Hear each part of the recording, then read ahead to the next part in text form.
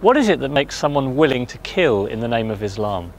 This is one of today's most pressing security questions. I'd like to present Demos's new report, The Edge of Violence, which tries to answer that question in a new way. For 2 years, we've systematically compared the lives, characteristics, attitudes, experiences of convicted terrorists with non-violent radicals to explore the differences.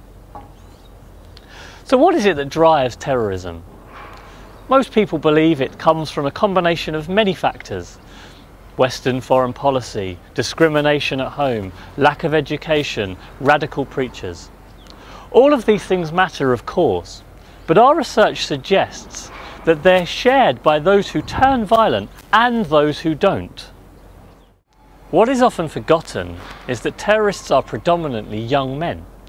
And young men are always excited by the idea of action, thrills, adventure.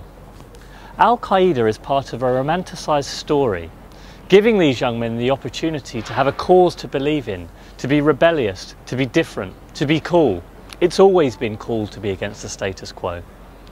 It means that the most fertile ground for Al-Qaeda is often among the incompetent, irreligious and thrill-seeking members of society. Our research suggests that Al-Qaeda is fully aware of this fact and seeks to exploit it. Let me try to illustrate this with a couple of examples. It's common for young men to be recruited to training camps by stressing that it's the chance to have some fun and adventure, to play with guns. One individual that we spoke to had been asked to join a training camp because he would have the chance to fire off a couple of shots with a 9mm. Take this footage of a training camp in Canada. This is amateur footage, shot on a mobile phone by one of the participants. It's clearly for personal use. It shows the often farcical reality of the training camps, very different from the image Al-Qaeda would like to portray.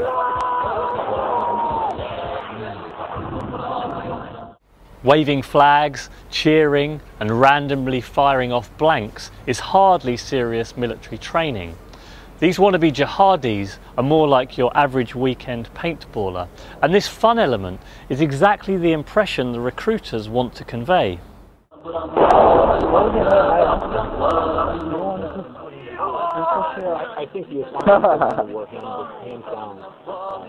Please come down this one. Our research has uncovered that this appeal shines through in the lack of religious knowledge that many wannabe terrorists have. Indeed, many young extremists who advocate violence have little understanding of the ideology that they promote. May Allah bomb you!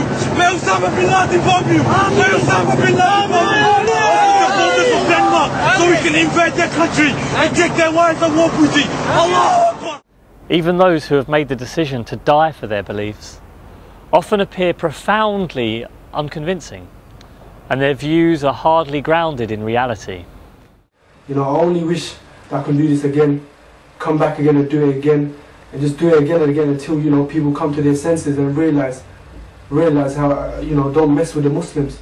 Perhaps this is unsurprising, given the calibre of some of their more radical preachers.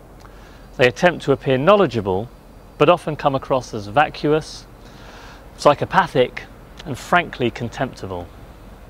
And verily we are the Muslims. We drink the blood of the enemy. We can face them anywhere. That is Islam and that's jihad. None of this is to be taken lightly. This does not make the threat any less dangerous or any less real. And in many ways their amateurism makes it more so. But it does point towards new ways of trying to tackle the threat. Firstly, we need to strip the glamour and romantic coolness of Al-Qaeda, as this is one of its principal recruiting methods. And as I hope these videos have shown, the reality is often anything but cool. Stressing the amateurish nature of many of these individuals and ridiculing them will make them far less appealing in the eyes of other young people. For example, referring to the man who spectacularly failed to blow up an airliner on Christmas Day as the pants bomber. Humour is a particularly effective method. We need to make young British Muslims ashamed and embarrassed of these guys, and that's a job for all of us. Of course, this is just one aspect of the response needed and one aspect of our report. There's much more in there that has important implications for policing, community work, security work, and so on. I hope you find these ideas stimulating. The Edge of Violence can be downloaded for free from our website at www.demos.co.uk.